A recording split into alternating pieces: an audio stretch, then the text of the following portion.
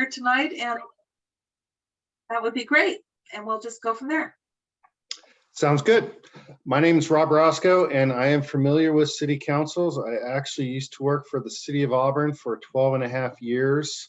So I was down there as a director of human resources and risk management. So we had a strong mayor form of government, and I'm very used to going to city council meetings.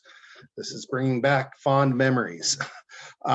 Again, my name is Rob Roscoe. I am the Deputy Director, though, of Washington City's Insurance Authority. We provide the city's property and casualty liability insurance. And I actually do have a presentation. Do you guys have the presentation, or do you need me to share a screen? If you could share your screen, then you can control the pace if you'd like. I can do that. Thank you. I hope. And Mr. Roscoe, Mhm. if you would make sure that your presentation is shared with our city clerk so that it can be sent out to all of us afterward, that would be great. Definitely. I think you guys already have a copy of it, but we'll definitely make sure I get that over if not. Okay, can you guys see that presentation? Yes, sir. Okay. Great. Like I said, I work for Washington City's Insurance Authority. We are a public agency. We were created by interlocal agreement back in 1981 by 9 municipalities in the Puget Sound region, basically because municipalities are a bad insurance risk. Insurance companies were unable to make a profit underwriting governments. And because of that, they decided to create their own insurance company. So they created WCA back in 1981. We've since grown to over 165 members throughout the state of Washington. And actually, Aberdeen's been a member since 1985. And about 80% of all municipalities are in some form of a risk pool. Basically, those that are not large enough to self-insure or take on a large exposure themselves. So they pool their money with other agencies. So we work for you. I, again, am a public employee. This is actually my second time back at WCI. I worked there from 2000 to 2005. I left to go work for Safeco Insurance Company, but I got recruited down to the city of Auburn. And I'll be honest, public employment has a nice pension, and I didn't want to give that up. So I did go back to the public sector. So that's where I went to work for the city of Auburn for 12 years. Then I got recruited back to WCA, and I've been back at WCA now for 3 years. We have over $165 million in assets. We are by far the strongest of any risk pool in the state of Washington. But I will tell you, sometimes even $165 million doesn't seem like it's enough. It is a crazy market out there when you come to nuclear verdicts and police reform and everything else that's impacting our exposures. So at WCIA, we provide $20 million in liability coverage in 2021. Last year in 2020, it was $25 million. The reason we had to drop it is because WCA insures the first $4 million of every loss, and then we buy reinsurance above those layers because we don't have enough assets and we don't want to risk all that much money, and so we want to spread that out. So we buy excess insurance or reinsurance. Last year, we had a carrier completely pull out of the state of Washington, saying we cannot make money in Washington state, and they were on our layer between 20 and 25 million. So we had to drop that down to 20 million. I've since heard we may be losing another carrier next year, because quite honestly, Washington state is very difficult for liability carriers because of a number of different concepts. And I'll go over that a little bit later in the presentation.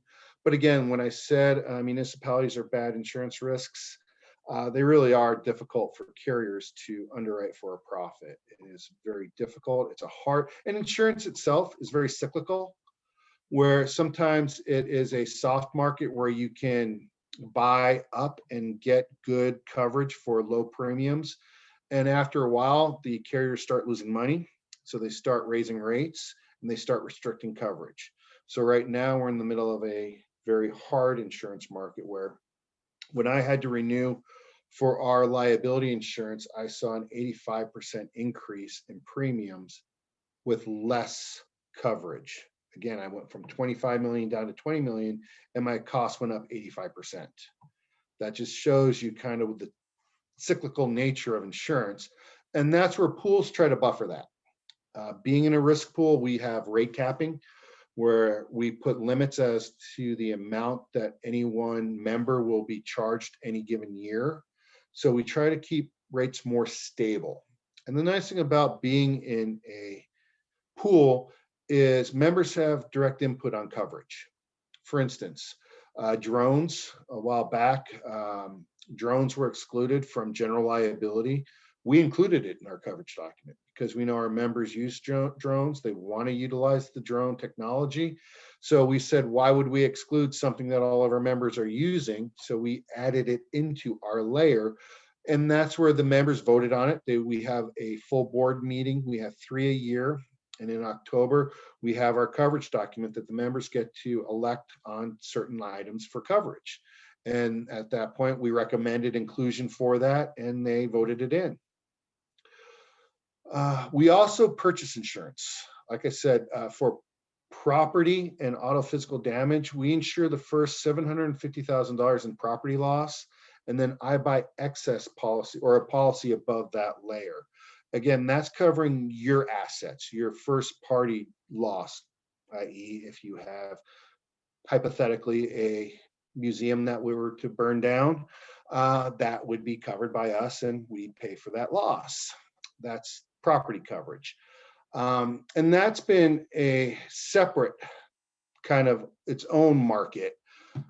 That got really hard a couple of years back, actually right after the Aberdeen fire loss. When I started working back at WCA, we buy 60% of our property insurance is purchased through Lloyd's of London. So I have to go over to London. It's kind of nice now with COVID. I shouldn't say anything's nice with COVID, but I can at least, we did Zoom meetings rather than having to travel all the way over there. But every year I did have to go over there and meet with the underwriters and sell our program to them and try to get them to write our coverage. And I will say after the fire, it did get a little bit contentious with the carriers, for one thing with the valuation of the loss, but also the city elected, for whatever purpose, it's your right to do so, to hire a public adjuster. That did make my job a little bit more difficult because a lot of the carriers had a lot of confidence in our claim handling and our ability to adjust the claims. And by hiring a public adjuster, you kind of put us in an adversarial position with the city where we can, normally we advocate for our members, but when you have a public adjuster come into play, that takes us out of that scenario and we can't then negotiate on your behalf or discuss the claim with the city. And we had a lot of long-term carriers refuse to underwrite us anymore. They dropped our program. Now, we filled it up with other carriers, but there was a cost for that. But that's just the nature of insurance and the cyclical side of things. They're very happy to collect our premiums, but they're not always very happy when we have to pay out on claims.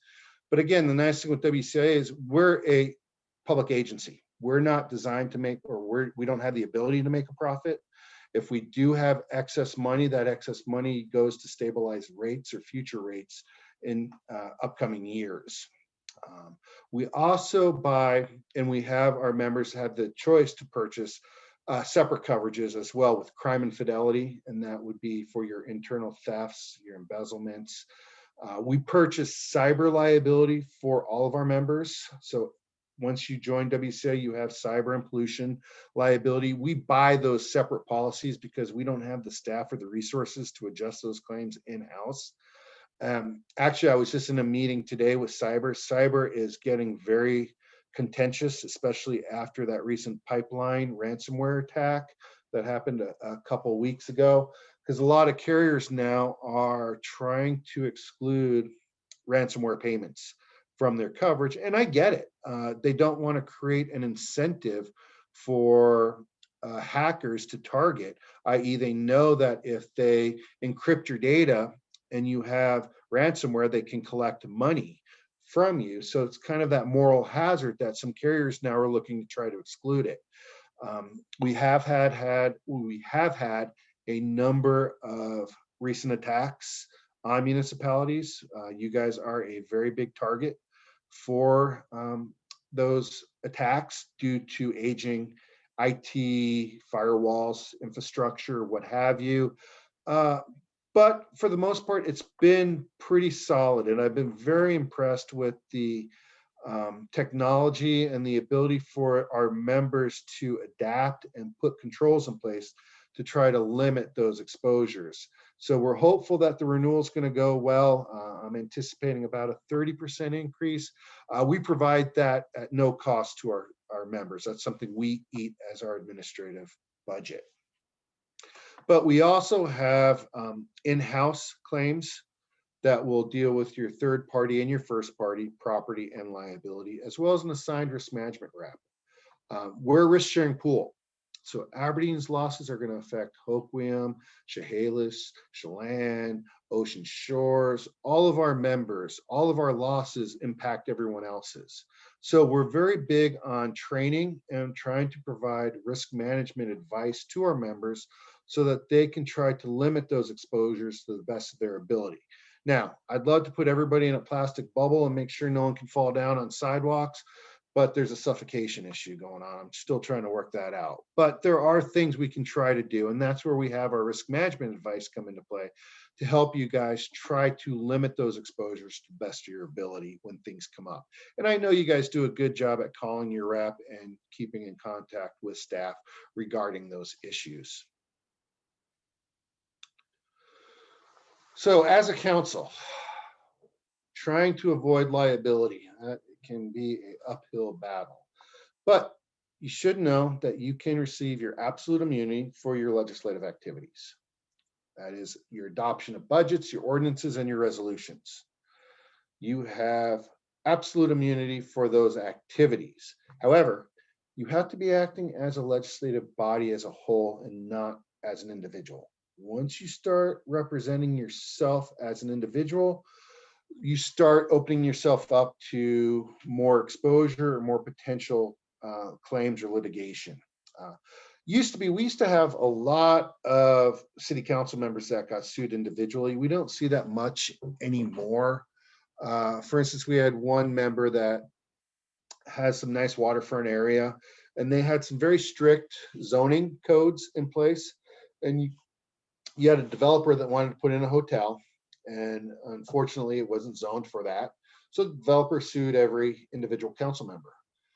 The goal wasn't necessarily to get his hotel built right away. I think what he wanted to do and what he ended up doing was wearing down each individual council member where they refused to run anymore. They said, this is ridiculous. I'm not going through this. Why am I being sued individually? So they just backed out, and you ended up getting, and the developer tried to cherry pick his own new council to get his development passed. Again, we don't see that a lot anymore, but we used to see that much more in the early 2000s. Land use, I do know you guys are using a hearing examiner, correct? Yeah, so I won't spend too much time on this, but this can get a lot of municipalities in trouble. When I was at the city of Auburn, initially we didn't have a hearing examiner. We changed our code once I got there because I saw what was happening, and we had some very contentious litigation where council starts acting in a judicial role and not in a legislative, and you start having to rule and make rulings where you have and could be influenced by individuals. And what you may think is fair may not go with your own code. So you may rule against your code, which can create a problem. And you have to go with the appearance of fairness and an impartial decision-making, and you cannot communicate with the proponent or opponent. And that's a tough role for a lot of council members because you want to be their advocate. You want to hear from your residents in your community. And if what you're hearing isn't on the record, and then you make a decision based off of that, that's where you can get into some problems. And we've seen that with a lot of other municipalities that don't necessarily have a hearing examiner, and they have their counsel acting in that quasi-judicial role. So you always want to avoid those arbitrary and capricious decisions.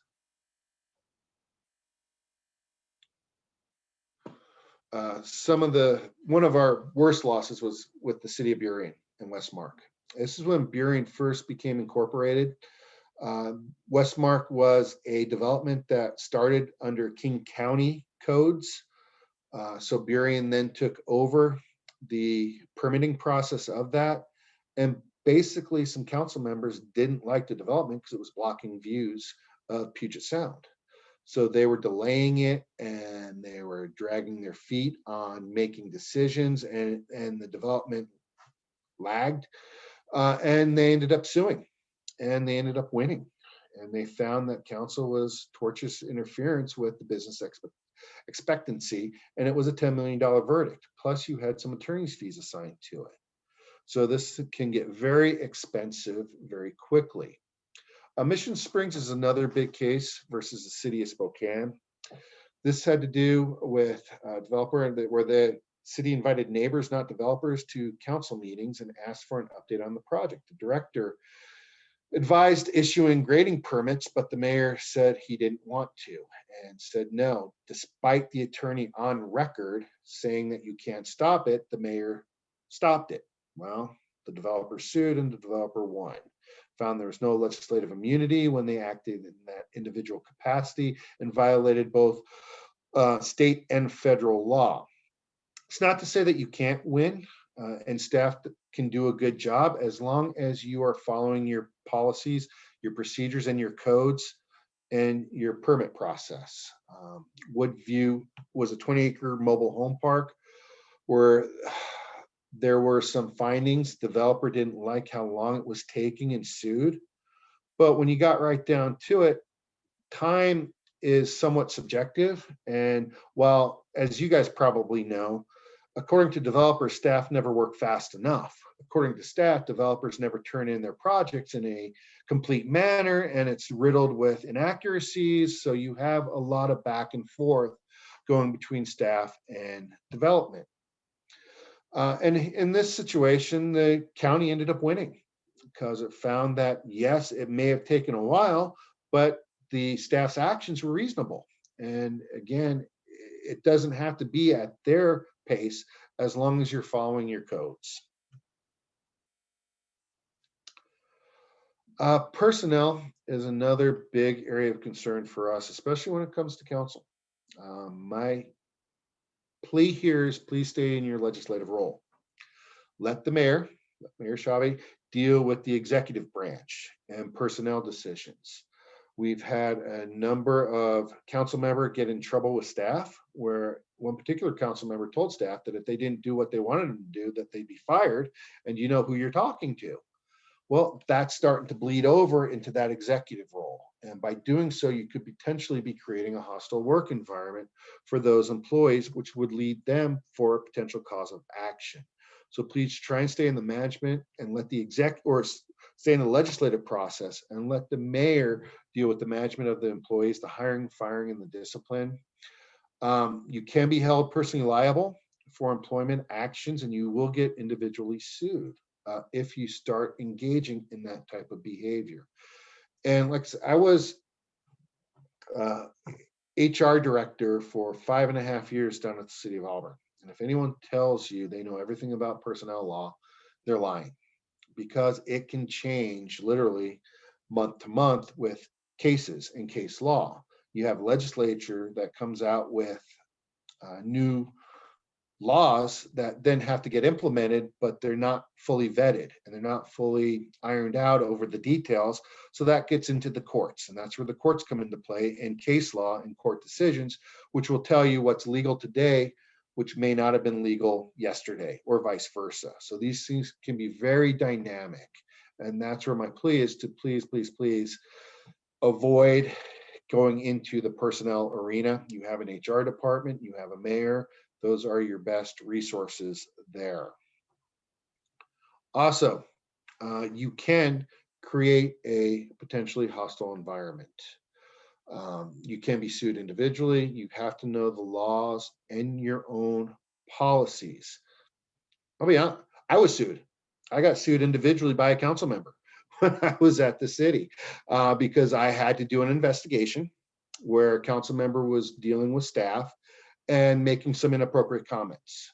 So I, as an advocate for the city, went up to the council and for the council member as well, saying, look, please be careful about what you say. Your words carry weight, especially with staff. And it was just more of a heads up.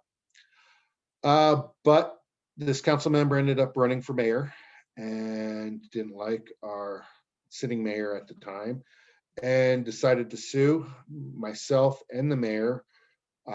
Not really sure why. I think it was kind of harassment, but the case got dismissed. But it's just one of those things that you try to want to avoid the best of your ability. And that's where I say, be careful and know your policies. Attend training if available. I always encouraged and invited my council to attend our staff's harassment discrimination training so that they were aware what the policies were. Also, you have to know if you witness any type of behavior that could be inappropriate between staff. You are the city of Aberdeen. You should report that to the mayor, report that to the Human Resources Department so that they have an obligation and affirmative duty to investigate that to make sure that that behavior stops or discontinues if it's inappropriate. Sometimes people may perceive things as being inappropriate when technically it's not, and it's part of doing business or managing employees. I couldn't tell you how many times people came into my office telling me that their boss is harassing them because they're micromanaging them. Well, micromanaging is not a protected class, and that's perfectly okay for a supervisor to micromanage somebody. It may not be the most effective form of management, but it's not a violation, or wasn't a violation of our policies and procedures. But that's where you got to look to what your codes say and what your administrative policies say. So make sure that you are aware of that behavior or what those policies state. And if you witness that behavior, make sure you please report it on to the mayor so that they can do a proper investigation. Also, if anybody has any questions, I'm here to hopefully answer anything as it come in. I don't see everybody while I'm in the screen sharing, so you may have to unmute and say, hey, Rob, what about this or that as well? So again, I'm here to hopefully answer any questions and concerns you guys may have.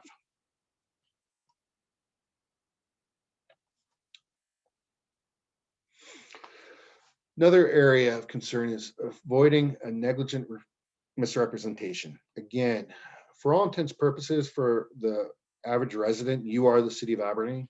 You want to be careful about making any sort of specific promises or assurances that they could then rely upon to their detriment.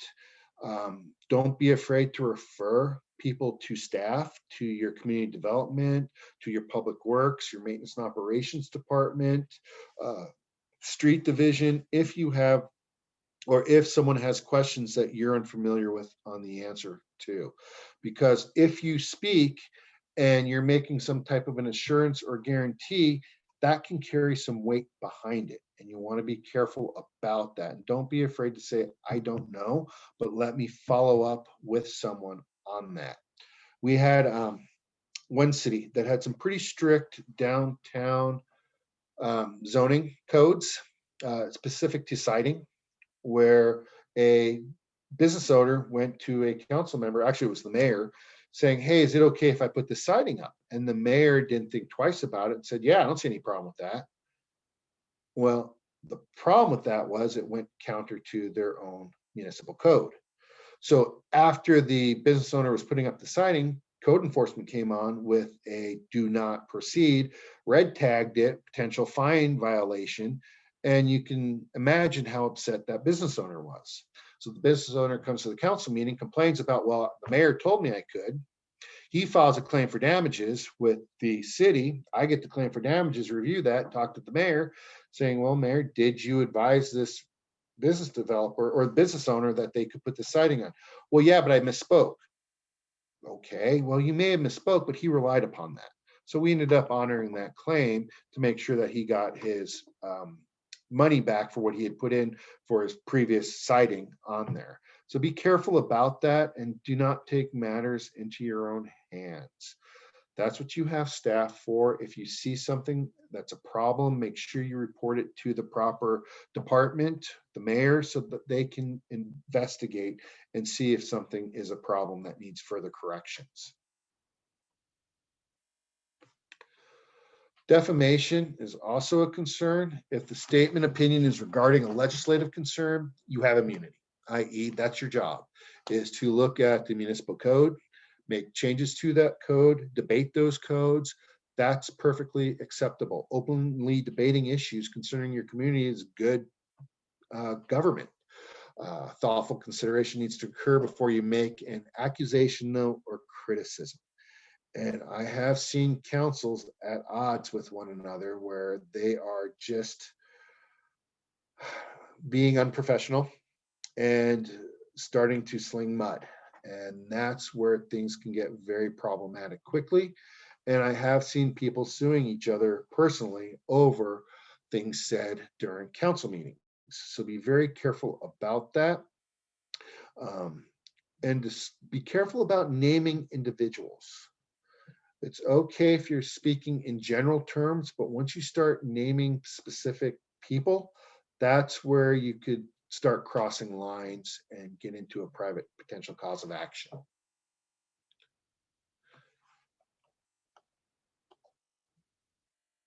Public Works. Public Works is a huge area of concern for us. It's probably behind police, our second area of loss exposure for us, especially with negligent road design. And what happens is we get into situations where there may be some what we like to call political engineering. This is where roads are very unique. We have situations with crosswalks. Crosswalks is basically a no-win situation. Crosswalks don't stop cars. Believe it or not, there's no invisible wall that comes up. Pedestrians sometimes rely upon crosswalks to their detriment, and they may get hit by a vehicle. Well, we're going to defend the city against a negligent road design. And what we're going to do is we're going to look to your engineer and look to why that crosswalk was installed, what kind of traffic control devices are in place, i.e. signage, medians, painting, things like that, to defend the city. These turn into basically engineering malpractice claims. And if we don't have warrants to justify their installation or the signage, or too much signage sometimes, or not enough signage, it's one of those things you can't win, and a plaintiff's always going to allege you should have done something different anyway. If we don't have those engineering warrants to justify and defend it, we're going to be in a problematic situation, especially with innocent third parties. Washington State has something called joint and several liability. This is very unique to Washington. I think there's 5 other states in the nation that still have joint and several liability on the books. We have it. We tried to pass tort reform to change it, and we keep getting shot down. I don't think it'll ever happen. We have too strong of a plaintiff's bar in Washington State that contributes too many dollars to people's campaigns. But basically what it means is if you have a fault-free person who is injured or damaged by one or more at-fault people, that injured party can collect the entire amount of damages from any at-fault party, as long as they're fault-free. So what happens here is if you have a passenger in a car that goes off of a road and there's not a guardrail, or there's inadequate light, or they allege there's inadequate lighting. Well, the passenger's fault-free, so they didn't do anything wrong. Maybe the driver is speeding. Well, they're going to allege you designed that road improper, or you should have had X, Y, or Z. If you didn't follow the what's called Manual for Uniform Traffic Control Devices, MUTCD guidance, and have proper engineering warrants for doing what you did. And you did so arbitrarily because maybe a resident complained about something. So you decided to put up a sign here or there, and it didn't meet those traffic warrants. That's where they're going to say, by doing that, you've now created a potential exposure. And if you're at least 1% at fault, you could pay for that entire verdict. It's not fair, but in Washington State, we want the rationale behind it is, if you're an innocent party, you should be able to collect from anyone who might have caused you harm. And then those people that caused the harm can work out who's going to collect from whom.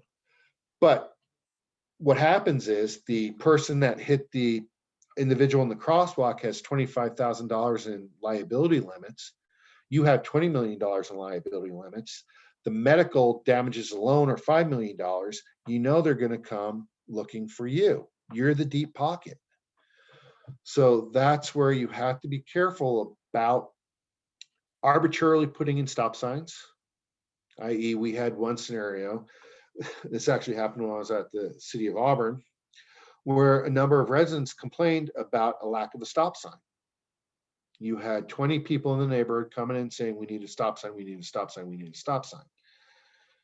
Engineers didn't want a stop sign, say it doesn't meet the usage, it didn't have the speed, it wasn't an arterial, whatever criteria that merits a stop sign.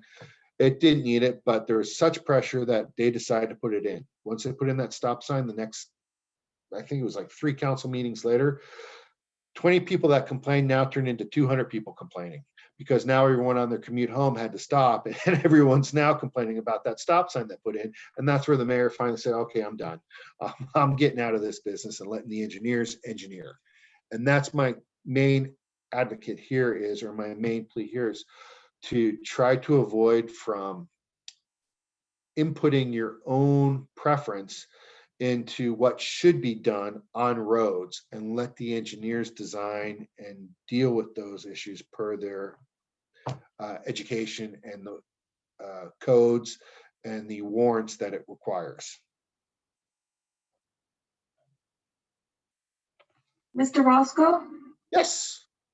We had another guest scheduled at 7:45. Can we just have maybe a quick indication of how much longer you'll be, so that they know maybe how 2 minutes. I'll Okay. be pretty quick. Yeah, I'm wrapping it up now. Appreciate it. Thank you. You bet. No, I'm sorry. I didn't realize I was done at 7:45. I thought I had an hour. Thank you. Just my plea on executive sessions is they're a great tool for you to have frank discussions. But when you're in exec session, make sure it stays in exec session. We've had situations where council have leaked things to the press that could void and waive attorney-client issues. So please make sure you're using that appropriately to discuss potential litigation, personnel issues, and what have you. And my other plea here is written communications and public records. Be careful everything you do. You work in a fishbowl when you're acting as a legislator, acting as a council member. So be careful about that. You don't want to use your own personal equipment, your own cell phones to conduct city business, because that could subject that to disclosure and public records and potential fines and penalties.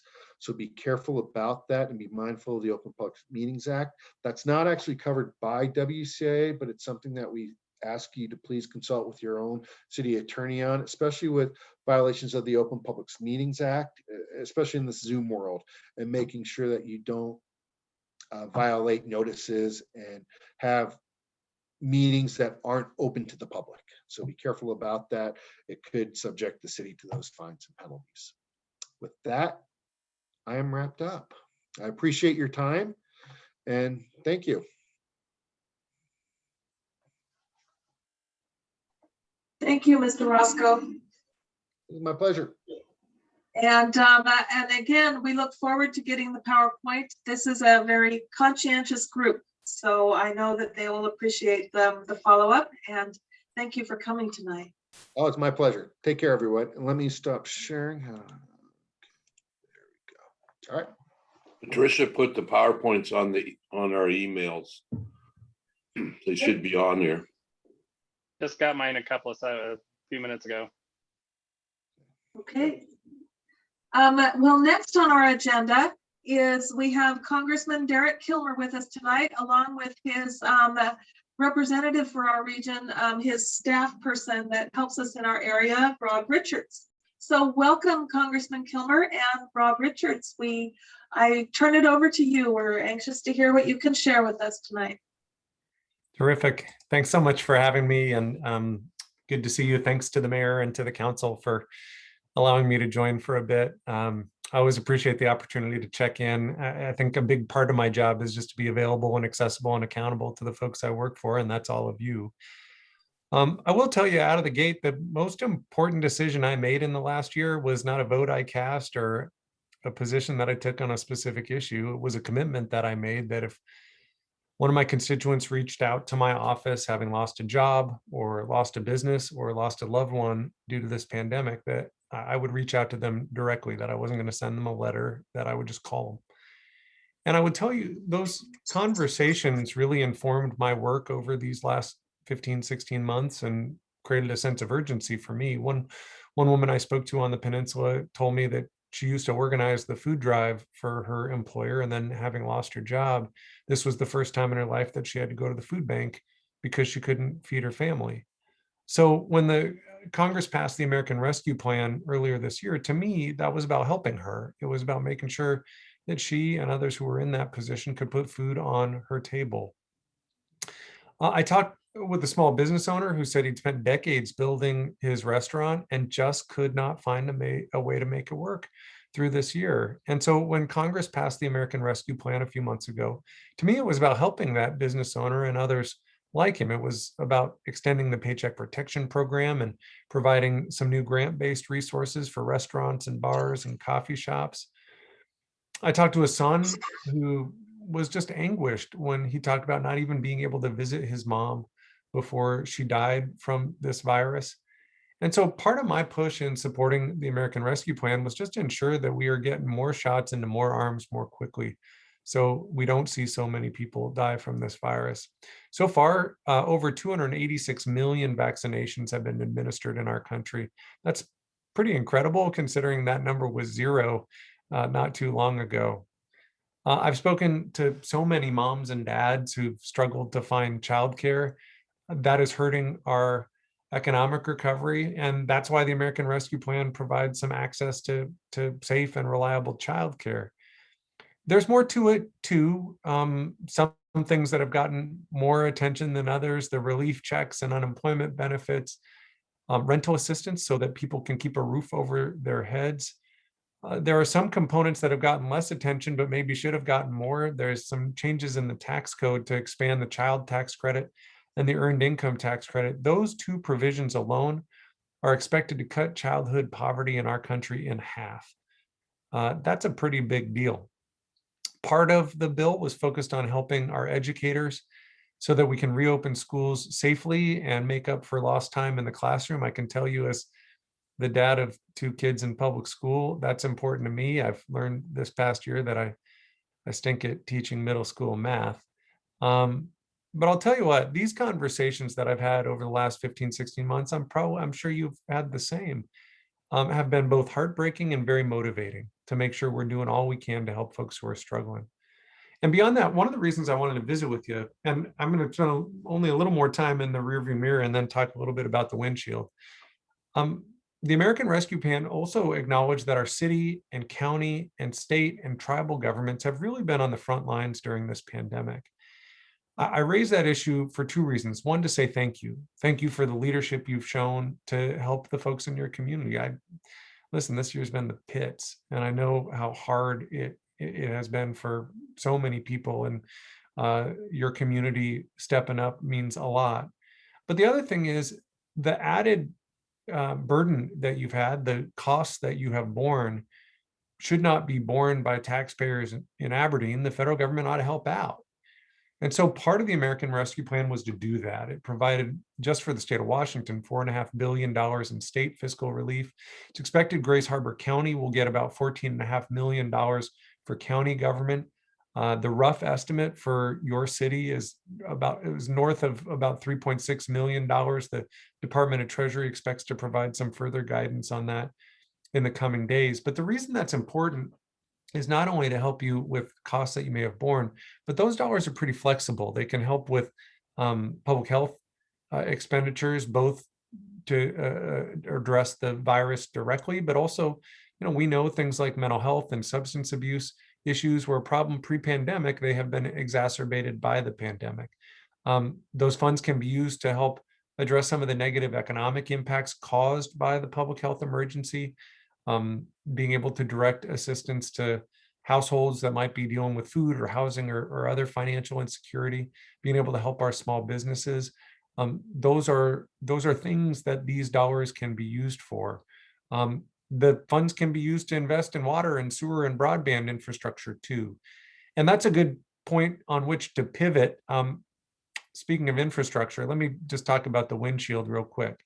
As you know, there's a lot of discussion about Congress moving forward on an infrastructure bill. The president has proposed a framework that doesn't just focus on roads and bridges, which are important, but also things like wastewater and water systems and affordable housing and broadband. I think those infrastructure investments can be really important in Grays Harbor for putting folks to work, but also for laying the foundation for economic growth over the long haul. I do want to flag for you, and I don't mean to make news in sharing this, but I want you to hear it from me first. I'm about to introduce some legislation that's focused on trying to help communities that have struggled economically, and I'm trying to get it into this jobs bill. As many of you know, I grew up on the Olympic Peninsula. I was in high school when the timber industry took it on the chin, and the economic changes and the economic distress that we have experienced in our region isn't unique to one community. It's not even unique to our region. Unfortunately, we've seen a lot of communities that have struggled economically. And as we look at those challenges, there's three things that I can share that will sound like no-brainers to you. I'm trying to make sure that folks in Washington, D.C. understand them.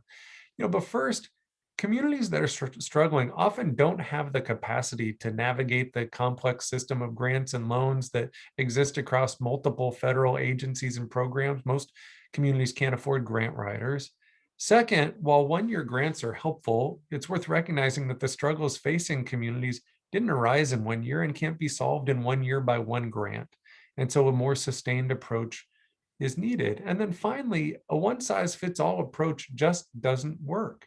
The communities in Grays Harbor have different issues than Flint, Michigan, or in a town in Ohio. In my district alone, there are some communities for whom the primary issue is workforce, and others need help with brownfield development. Some, and this may hit close to home, are dealing with flooding issues or housing issues. Some communities need access to broadband. And so the challenges are really diverse, and different communities have different needs. So the bill we're about to introduce would provide a flexible, long-term block grant to persistently distressed communities. And as you can imagine, if you look at a map of my district, most of the communities in my district would be eligible for this help. And so when we work on a recovery package or an infrastructure package, I'm going to be pushing for this because to me, it's important that we don't just amplify existing inequities between some communities that are rocking and rolling and have enjoyed tremendous economic growth and others that are being left behind. We need to make sure that people have economic opportunity regardless of what zip code they live in.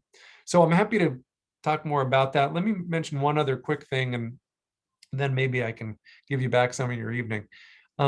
Speaking of infrastructure, this is the first time in more than a decade in which members of Congress can advocate for specific projects for local communities in both the potential infrastructure bill and in the appropriations process. I'm allowed to make 10 requests in the appropriations process and also to highlight specific infrastructure needs in our district to the Transportation and Infrastructure Committee. So why do I mention that?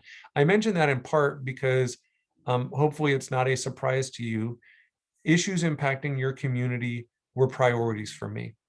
And we are advocating for them in the infrastructure bill, and we're advocating for them in the appropriations process. So among the priorities that I have submitted is a request for funds for the Aberdeen-Hoquiam flood protection project to provide flood protection and improve the storm drainage in your community.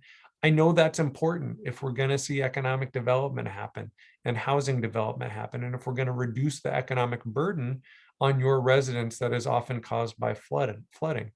In addition, I've put forward a request for the rail separation project in Aberdeen and the rehab of the Heron Street Bridge. I know these projects are important in Grays Harbor County and are important to our economic development.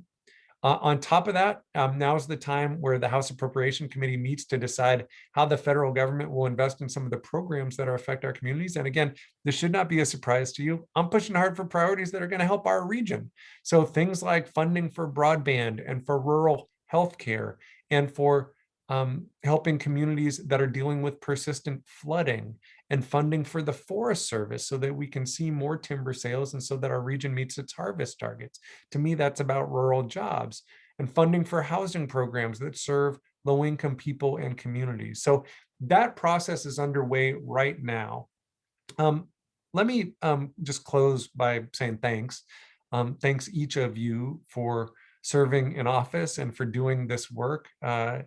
Not to be Captain Obvious here, but the challenges we've faced this past year have been unlike any folks have faced before. And I'm just very grateful for your leadership and your partnership. And let me just add quickly in closing, I'm joined on this Zoom by Rob Richards from my office. Listen, half of our staff in the district does what we call casework.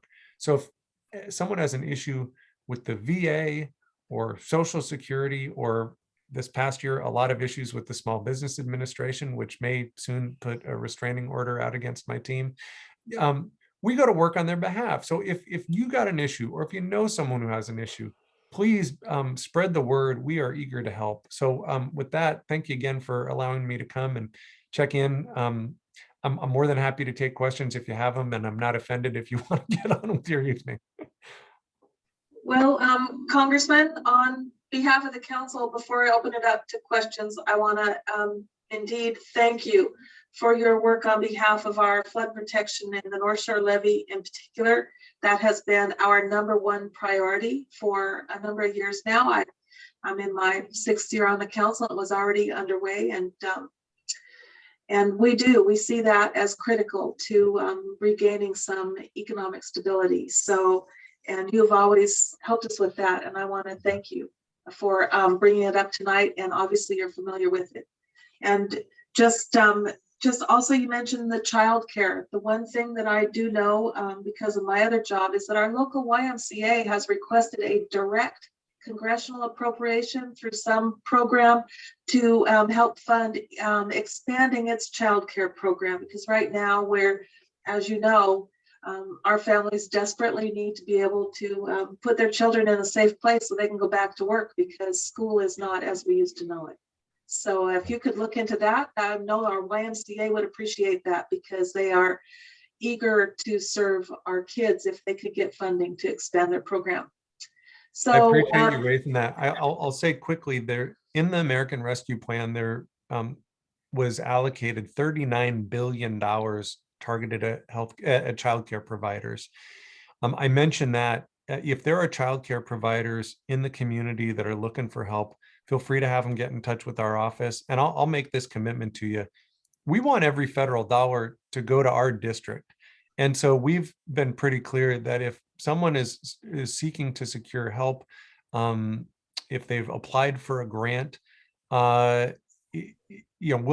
we try to support those. We do letters of support. We try to outreach to those agencies in hopes of ensuring that those dollars come our way, because I represent a district that needs that help. thank you. Do any council members have questions for the Congressman? I see Council Member Kennedy. Thank you very much. I just had a quick question in regards to the infrastructure build out, particularly with broadband. I know our state is looking at lifting some of the restrictions of municipalities and utility districts, that kind of thing. From in the past, we've not been able to run an internet service, that kind of thing. So is the broadband infrastructure that is being looked at going to focus on, say, like our local PUD building something out, or potentially our city actually working to build out a broadband infrastructure, a broadband utility, for lack of a better term? Yeah, The official answer is we're not sure yet. The president in his proposed infrastructure bill allocated $100 billion to close the digital divide. And where those dollars go and who is eligible is still to be determined as that proposal works its way through Congress. I think this is a really big deal. I look at access to broadband almost like rural electrification was in prior generations. You just need it now. I think we've learned over the course of this pandemic that access to the internet is not just about whether you can watch season 3 of Cobra Kai on Netflix, which you should because it was terrific. But it's about whether your kid can keep learning if school's gone virtual, or whether you can have that telehealth appointment at the community hospital, right? Like for a whole bunch of people I represent, they can't. We're not that far from Microsoft and Amazon and all these technology companies, but the district I represent is in the bottom third of the country when it comes to access to internet. And so we got to fix that. In that regard, and you mentioned the PUDs, we worked with the Mason County PUD 3 on legislation called the Broadband for All Act that I'm the lead sponsor of. That bill is targeted primarily at the kind of the last mile problem, so that families or small businesses can kind of join with their neighbors and try to solve that last mile problem, and then get a credit. It's a tax credit, 90 cents on the dollar for the investment that they make to build out internet to their property, and to get connected. We wrote that bill in concert with the Public Utility District. I think in terms of the path forward in the state of Washington, I know they passed 2 pieces of legislation into law. My understanding is that because there's 2 pieces that may be slightly in conflict, that may end up getting litigated. But my hope is that we see our constituents, our joint constituents, be able to get connected.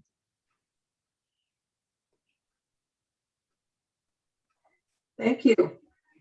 Do any other members of the council have any questions? So I'm not seeing any members of the council. I'll call on the mayor.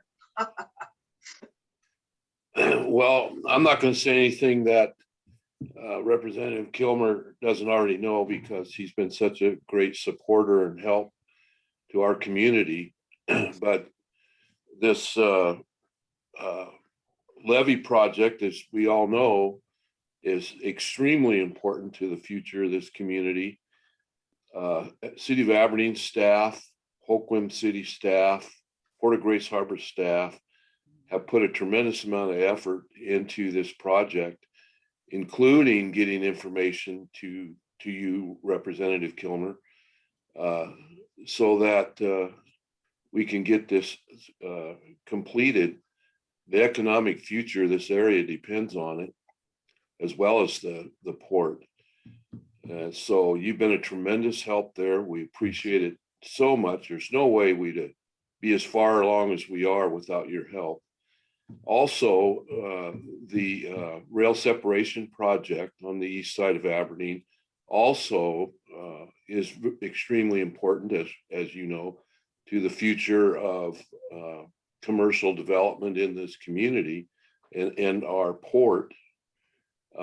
So for both auto traffic improvements and rail traffic improvements, that project is tremendously important.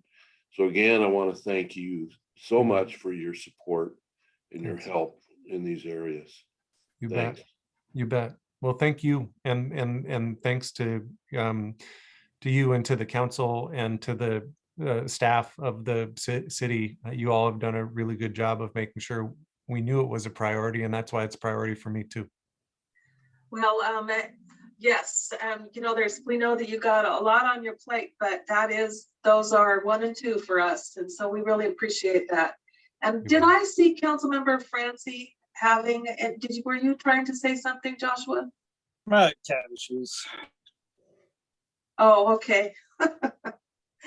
Well, any other council members have anything for the Congressman?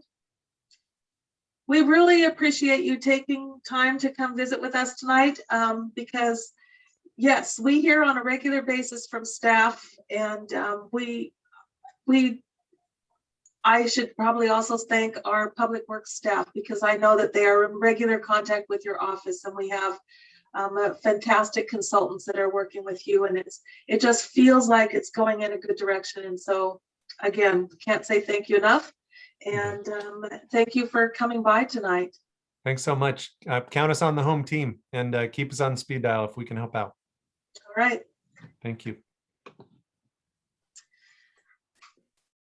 So, council members, so maybe we can start knocking this out, huh? It's not very often we have two guests, and so it's 11 after 8, and now it's time for our department heads to share with us any information they feel we should have tonight before we head into the agenda. First, I will call on our Community Development Director, Lisa Scott.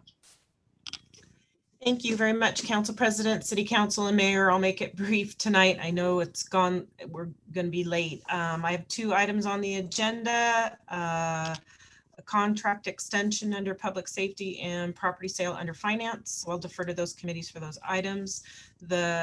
Staff has put out the bid for the demolition of 419 East Heron Street. So hopefully we'll be getting some good bids back on that.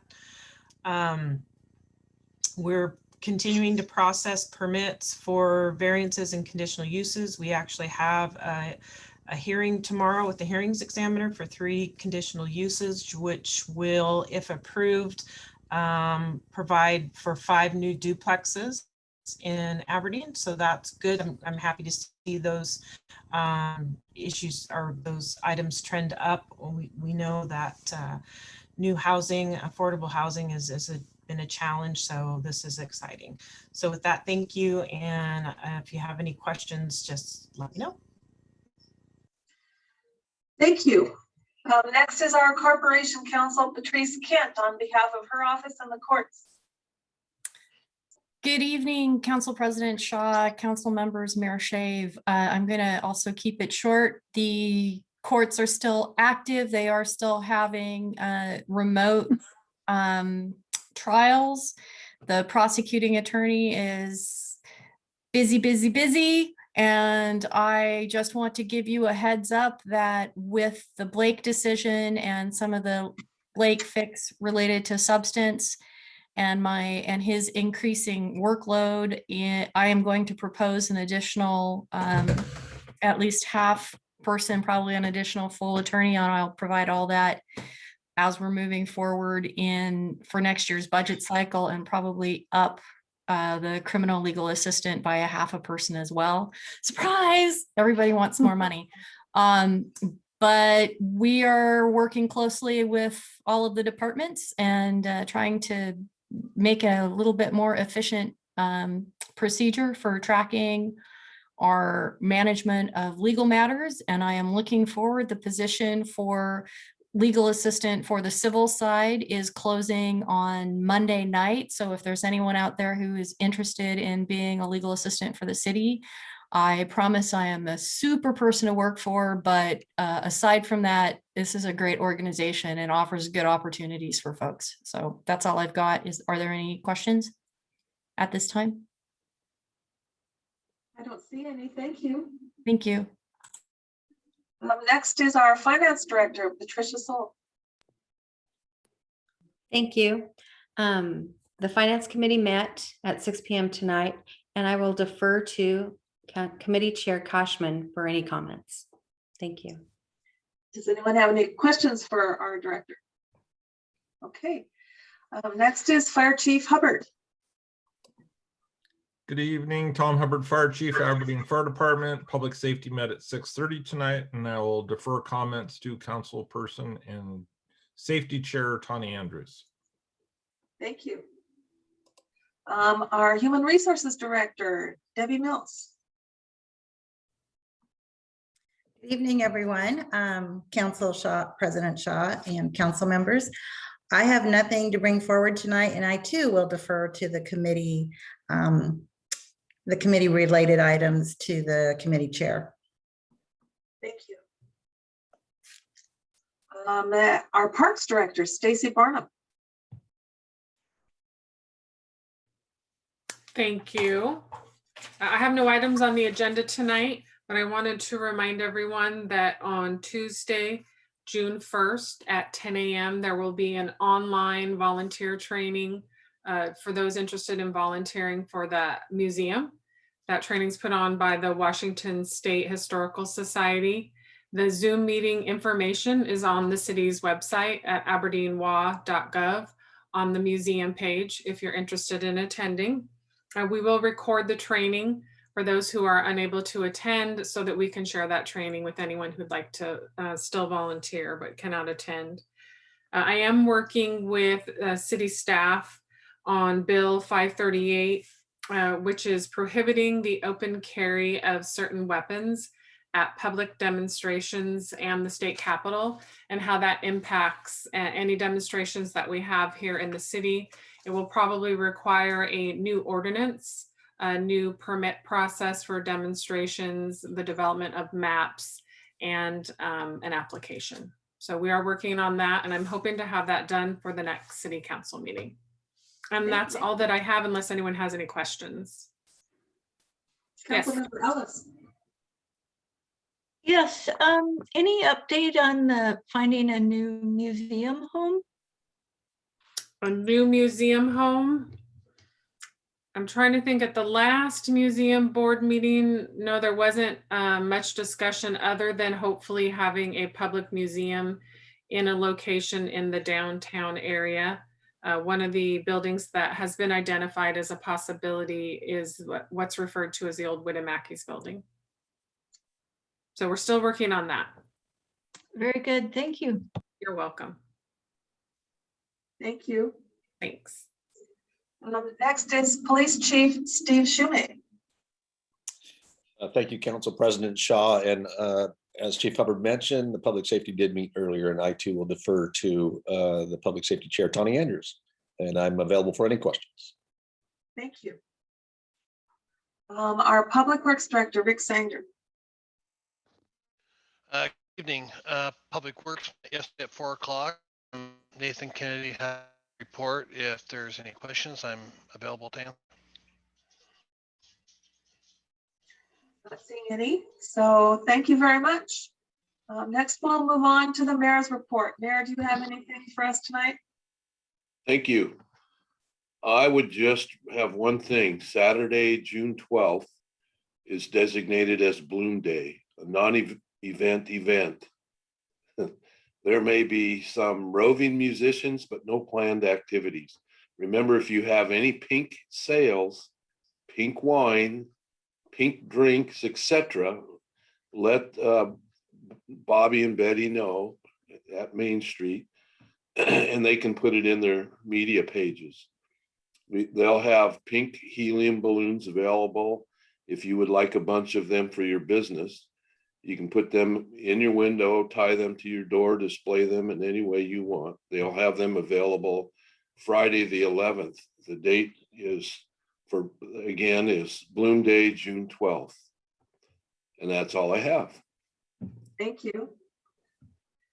Next are our non-standing committee reports.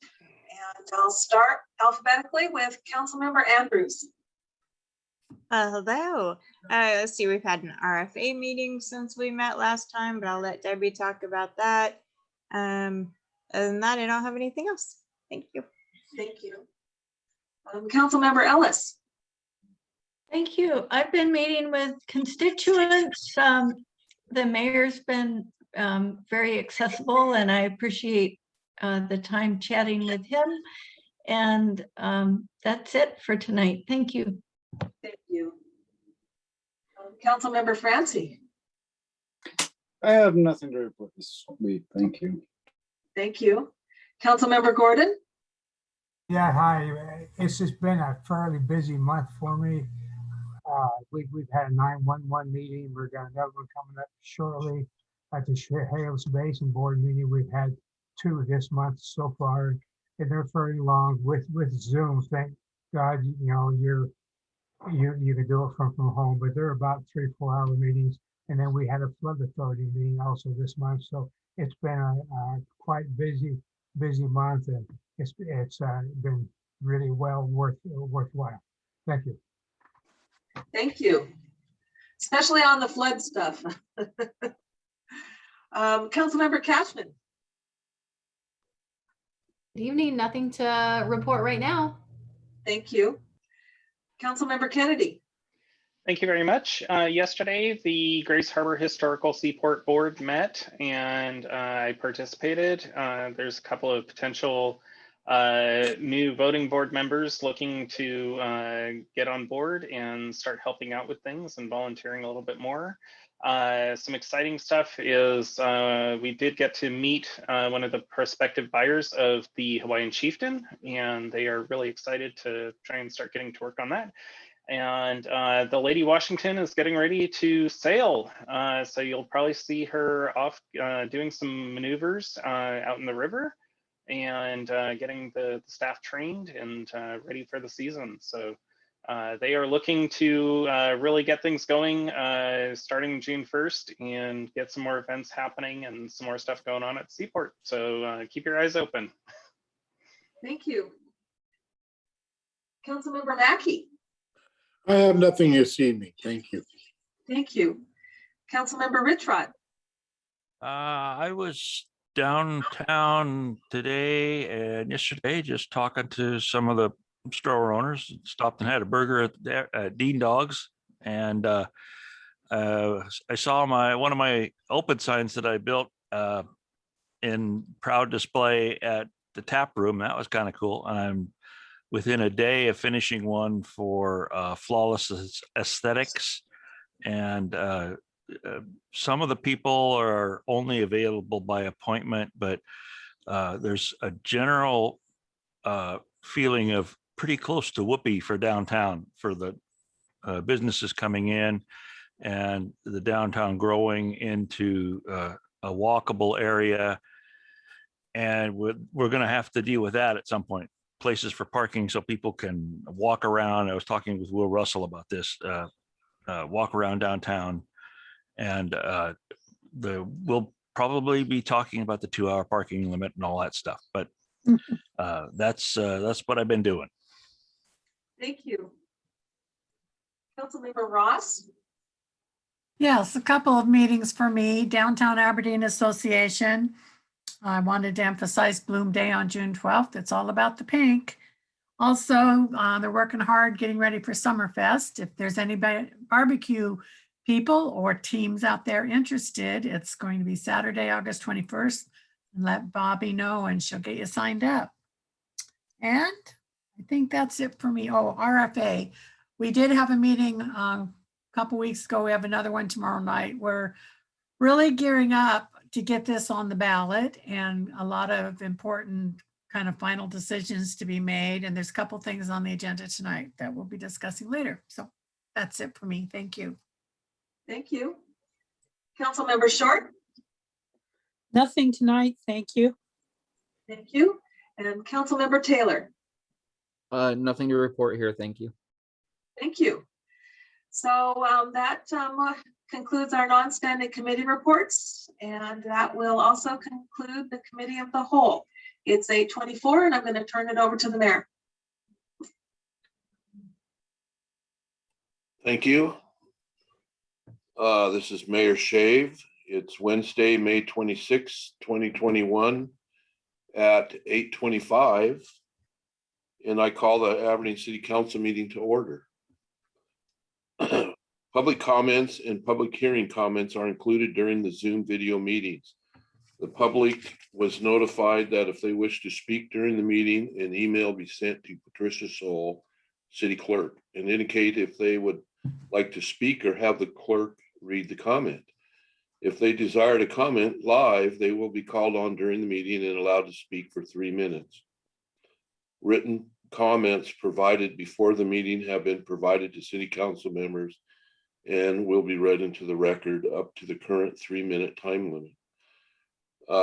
City Clerk Soul, would you have a roll call, please? Yes, Mayor.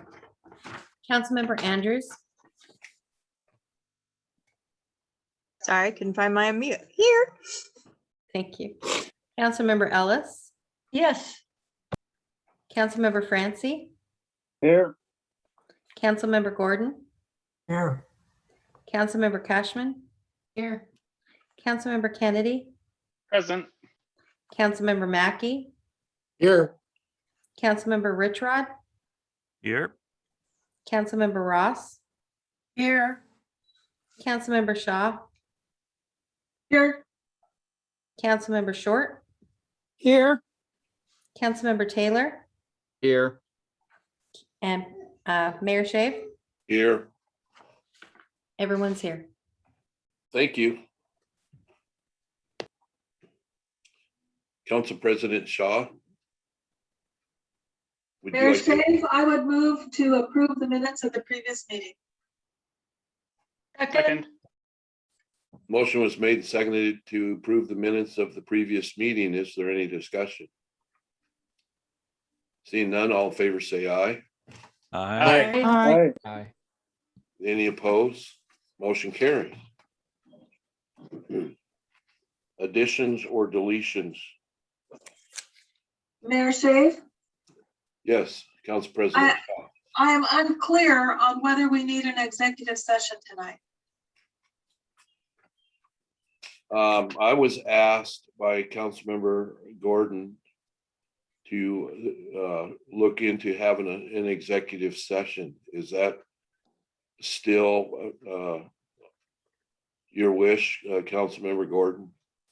Yes, it is. I think the whole council needs to be informed about the issue at 911. Okay. We would like to add a executive session at the end of the meeting, and there'll be no action taken on it. So we would, we need to have our, I think our corporation counsel might know under which exemption we're calling this. Can you help us out, Patrice, with which section of the Open Public Meetings Act we can call this under? Yes, I believe it, based on my very basic understanding of the discussion to be had, it will be under exemption D, which is to discuss publicly bid contracts. Okay. And I have That's forwarded correct. that language to Mayor Shave and to City Clerk Sol. I can read that if you would like. When we're ready to go into executive session, that will be what gets read then. Thank you, Patricia and Patrice. Thank you. Okay. Also, I have 3 appointments I would like to add to the agenda under appointments. Point of order really quick. Do we need a motion to add the Yes. executive session? We need a motion to change the agenda. So you can, I think unless there's discussion, The agenda already includes executive session. When we get to that point, it will be a discussion of what the executive session is on. Thank you. Thank you. so the question was, do we need a motion to add these items to the agenda? I always thought we did. Well, you needed a motion to add your appointments because they're not on the agenda, but we have a standing place for executive session. I was just trying to give a council a heads up earlier in the meeting rather than later that we will have an executive session tonight. And that's good. Thank you. So I will entertain a motion to add the appointments. They involve the seaport. So moved. A second. Second. Motion was made and seconded to add the appointments to the agenda. Any discussion? Seeing none, all in favor say aye. Aye. Aye. Any opposed? Motion carries. These items will be added. Were there public comments on all topics, or were there any City Clerk Sol, were there any public comments? No, Mayor, there were none. Thank you. So next item is the Finance Committee. Committee Chair Katzman. Good evening, everyone. Finance met tonight at 6 o'clock via Zoom. We discussed the agenda items and talked about the financial update for year to date, which has also been sent over to you. Both revenue and expenditures are in line with budget as we anticipate to see property taxes coming in the next month. So we should see a little bump in revenue in June. There's a lot going on in finance with the wrap up of the audit, completion of the annual report, and now we're also turning the corner into planning for both the supplemental budget, putting that through later this summer, and then budget season as well for 2022. Tonight we have a report and resolution on the agenda for disposition of real estate, which has come to council before, so should look familiar. So I'll go ahead and get started with our agenda items. The first being expenditures and payroll, and I'd move that we approve the expenditures and payroll. I second. Motion was made and seconded to approve the expenditures and payrolls. Is there any discussion? Okay. City Clerk Sol, this is a roll call vote, please. Okay, the motion to approve accounts payable in the total amount of $870,860.29 and payroll in the total amount of $95,519. Check numbers 25133 through 25160 and 73205 through 73377. And the roll call vote will commence. Councilmember Andrews, Yes. Councilmember Ellis, Yes. Councilmember Francie, Yes. Councilmember Gordon, Yes. Councilmember Koshman, Yes. Councilmember Kennedy, Yes. Councilmember Mackey, Yes. Councilmember Richrod, Yes. Councilmember Ross, Yes. Councilmember Shaw, Yes. Councilmember Short, Yes. Councilmember Taylor, Yes. unanimous. Thank you. All right, next under reports, we have a report from Finance and the Community Development Director recommending that the City Council adopt the following recommendation and pass a resolution for the disposition of real estate. The committee is recommending that we sell the Arnold Street property for a minimum bid of $5,000 using the direct sale method, which is AMC 3.110.040.1.b.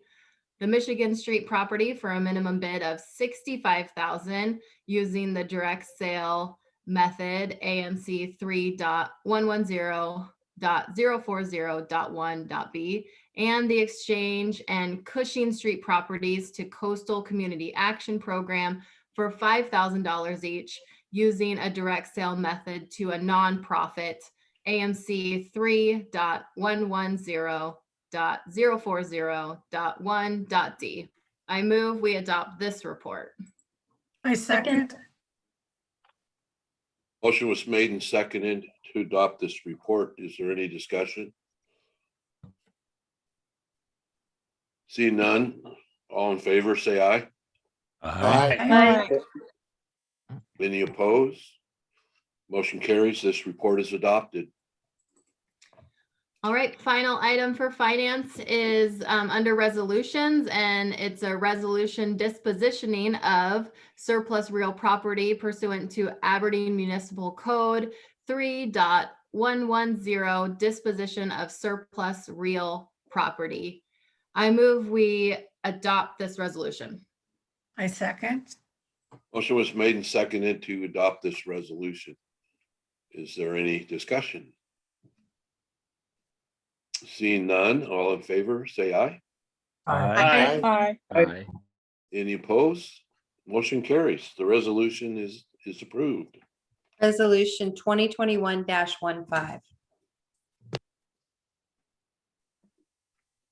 And that is all from the Finance Committee. Thank you, Chair Catchman. Public Works Committee Chair Kennedy. Thank you very much, Mr. Mayor. This is Nathan Kennedy. Yesterday, Public Works met and we have a few items, so I will try to put on my auctioneer voice as we go down the list.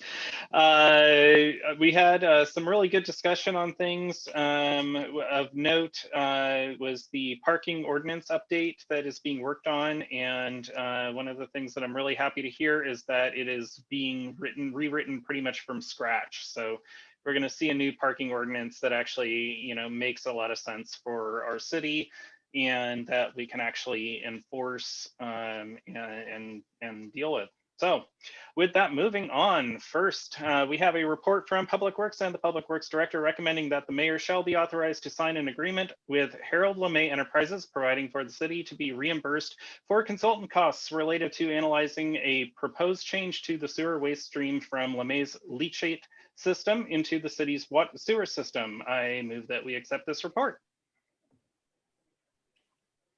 Second. Motion was made and seconded to accept this report. Is there any discussion? Seeing none, all in favor say aye. Aye. Aye. Any opposed? The motion carries. The report is adopted.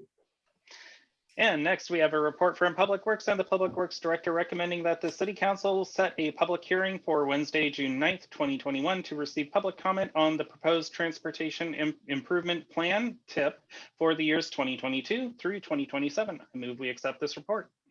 Second. Motion was made and seconded to accept this report. Is there any discussion? Seeing none, all in favor say aye. Aye. Any opposed?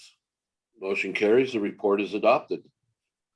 And next, we have a report from Public Works and the Public Works Director recommending that the Public Works Committee and the City Council shall declare equipment number 11, a 2008 Bobcat skid steer as surplus and authorize. I think we left a bunch of that off.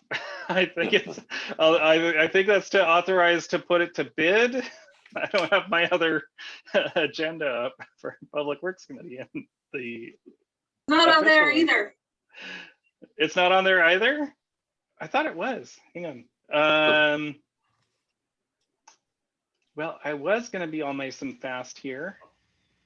I'm sure it says authorized.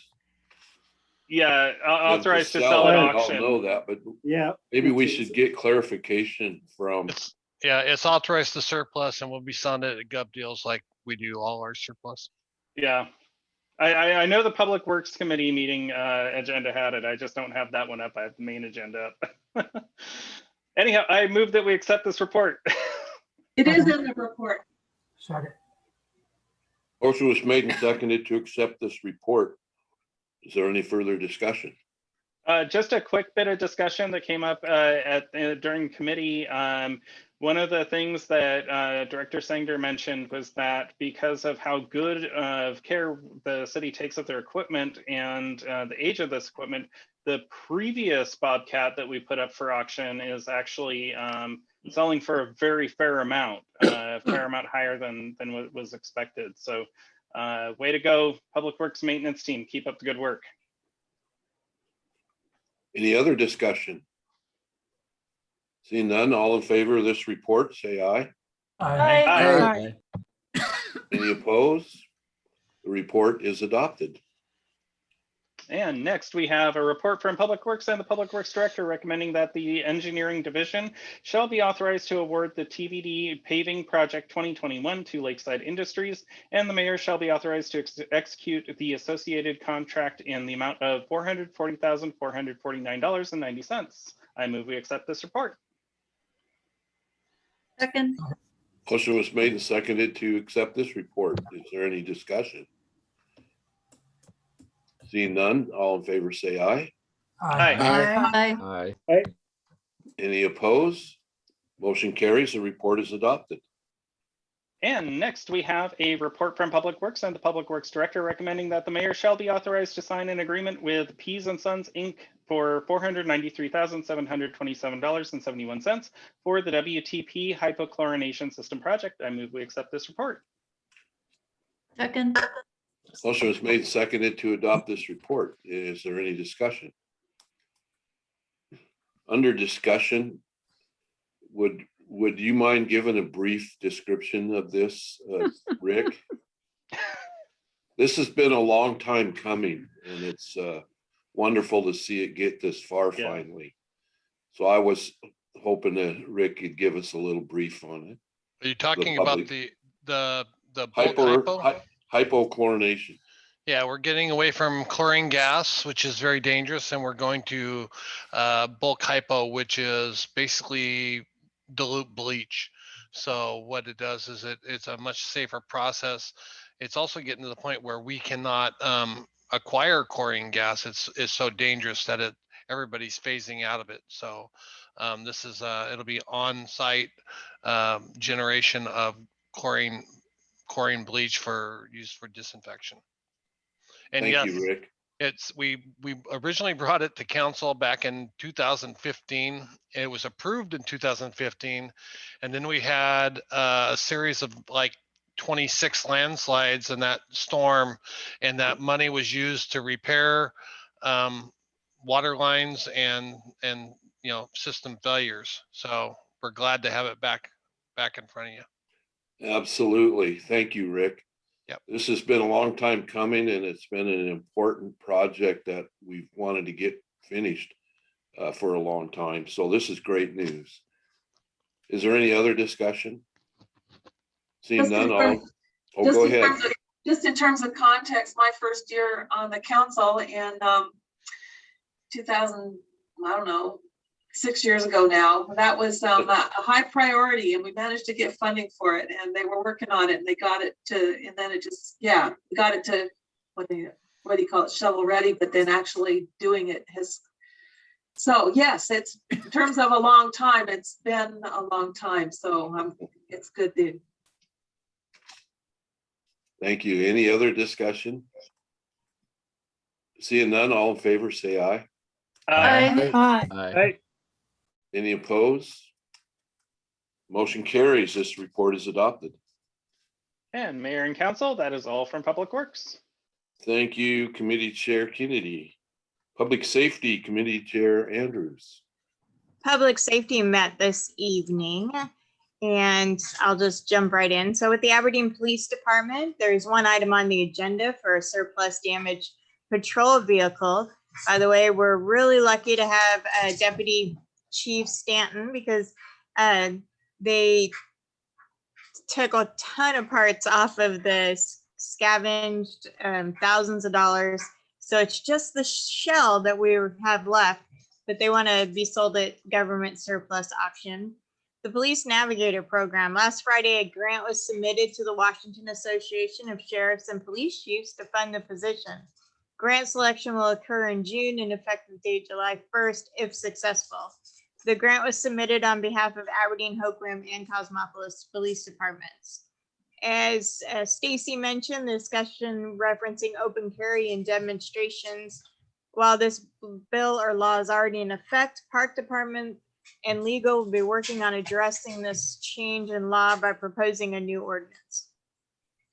Personnel, one officer will be out starting June 4th due to medical.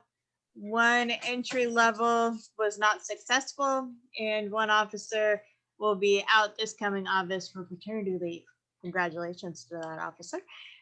Testing for entry level police and police service officers should be coming within the next month or so. So if you know anybody who's wants to be a police officer, that will be an excellent time for them. Over on the fire side, now we've got some major changes here. All right, let's see if everybody can keep up. So Assistant Chief Vasilla is retiring at the end of June 2021. And the retirement of Battalion Chief Lilliebridge, which just, I believe, is happening this week, has created the opportunity for several promotions. So there's 7. All right, Dave Golding will be promoted to Assistant Fire Chief.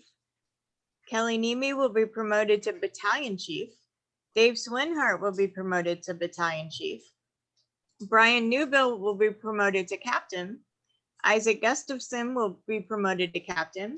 Ryan Klein will be promoted to Engineer, and Kevin Craig will be promoted to Engineer. Looks like all of them take effect on June 1st, except for Dave Golding. he is going to mirror and shadow Assistant Chief Mazzilla during his last month, so that'll take effect July 1st. There's one item on the agenda from them, the TCA Architecture Agreement Second Amendment. This is just extending the term of the contract out until June 30th. All other terms remain in effect. There's no cost to extend that out. There's just been some changes, new flood rules, whole thing with natural resources. Yeah, they need more time. So there's a report from Personnel Committee recommending the Assistant Fire Chief classification be allowed to remain or enroll in the IAFF medical plan. So we'd like to see that approved so that Dave Golding is, because it's more of a lateral move for him. Yeah, so.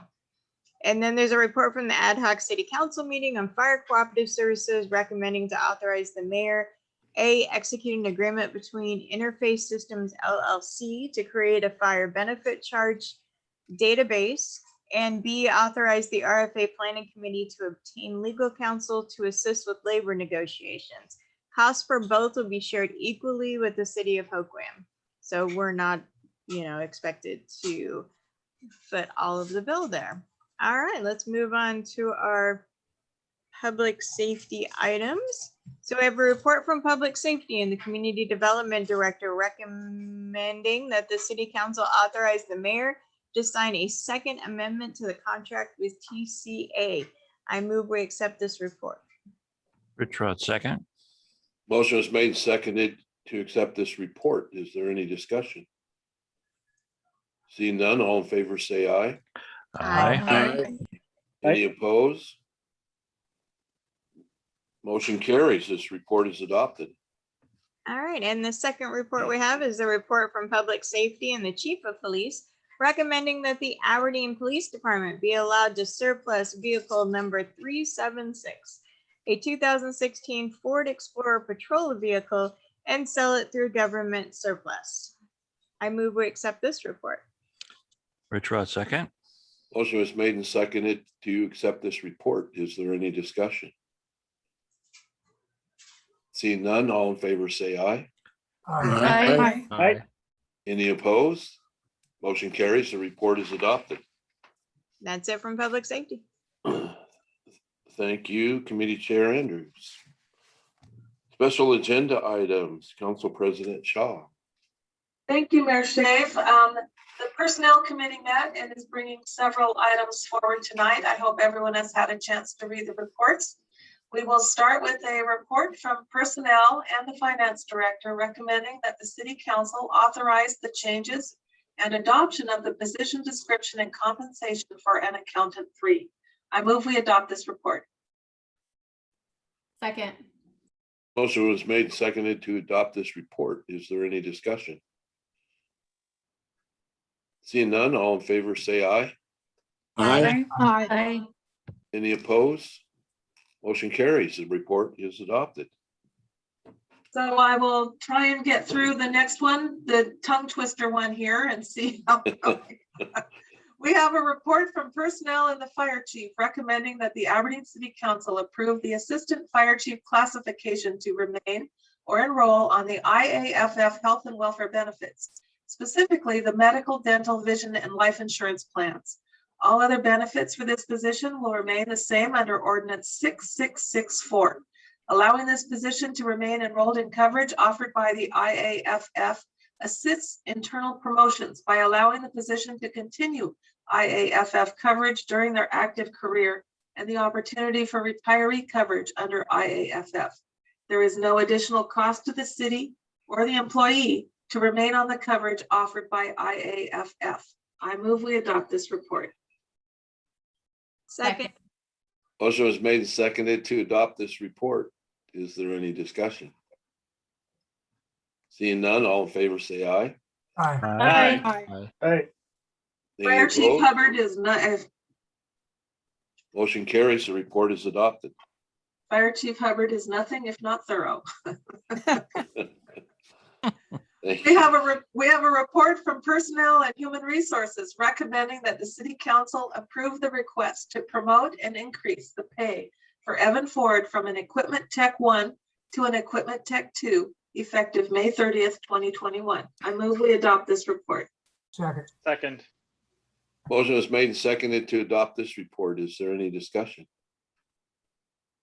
Seeing none, all in favor say aye. Aye. Any opposed? Motion carries. The report is adopted. We have a report from the Ad hoc City Council Committee on Fire Cooperative Services and the Fire Chief, recommending that the City Council authorize Mayor Shave to execute one, an agreement between Interface Systems LLC to create a database to develop the Central Grays Harbor Regional Fire Authority Fire Benefit Charge, and two, authorize the RFA Planning Committee to obtain legal counsel to assist with labor negotiations for a provisional labor agreement. Costs for both contracts will be shared equally with HOQUIM. I move we adopt this report. I second. Motion was made and seconded to adopt this report. Is there any discussion? Seeing none, all in favor say aye. Aye. Any opposed? Motion carries. The report is adopted. Mayor Shave, that concludes our special agenda items for the evening. Thank you. Next, I go to appointments. I would like to appoint Nathan Kennedy and Stacy Fessler to the Grays Harbor Seaport Board as members of the board. And I would like to appoint Council Member Andrews to be the city representative to the Seaport. I think we can do that all in one motion. Would there be somebody? Mayor Shave, I move to approve the appointments as described. Second. Thank you. Motion is made and seconded to approve Nathan Kennedy and Stacy Fessler to the Seaport Board, and to it includes Tawny Andrews as the council representative to the Seaport. Is there any discussion? Seeing none, all in favor say aye. Aye. Any opposed? Motion carries. Thank you. Next item on the agenda is to go into executive session for approximately 20 minutes to review negotiations on the performance of publicly bid contracts when public knowledge regarding such consideration would cause a likelihood of increased cost, and there will be no action taken when we come back.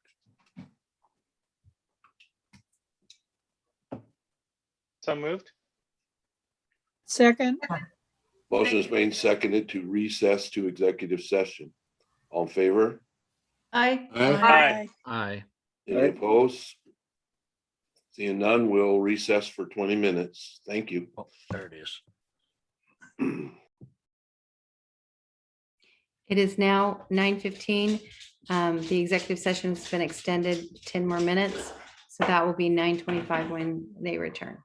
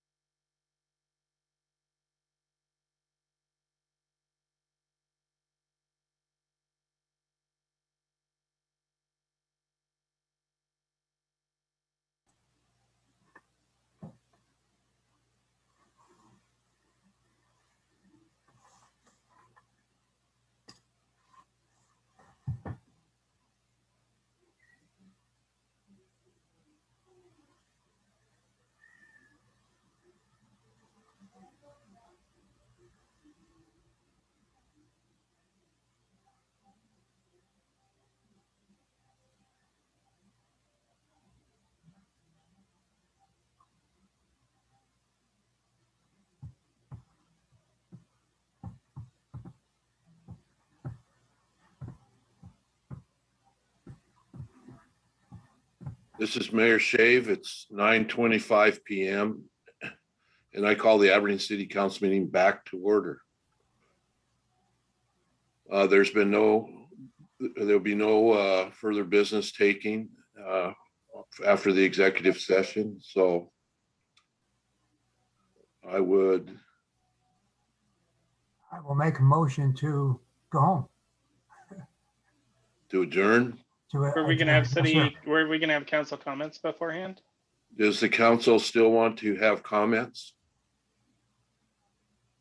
Motion was made and seconded to adjourn. Is there any discussion? Under discussion, does council still want to have comments? I did have a comment or two I wanted to make, please. Okay, I will call a motion out of order and open the floor to council comments. Councilmember Kennedy. Thank you very much. I will be extremely brief because I know it's getting late. Just really appreciative of our guest speakers tonight. I learned a lot and I was reassured, especially by the representative from our insurance agency that, a lot of the things that our staff is doing and that we're doing as council, we're doing correctly. So it was just a really nice eye opener that we're really doing what we're supposed to be doing. And second of all, I just want I'm always, it's market season, so every council meeting I just got to give a shout out to our Aberdeen Sunday Market. A lot of our farmers are not producing yet, so what you're going to get is going to be kind of slim, but it's always great to get down there and meet where your food is coming from. So thank you everybody for having a great opening season, and keep coming down and seeing what's there to offer. And pretty soon you're going to see a whole bunch of fresh veggies coming out to you. So that's all I have. Thank you. Thank you. Anyone else? Anyone else on the council have any comments? Councilmember Ellis? Thank you, Mayor. With Memorial Day weekend coming up, I know that there are a number of people who traditionally go and clean the grave markings of their loved ones and others.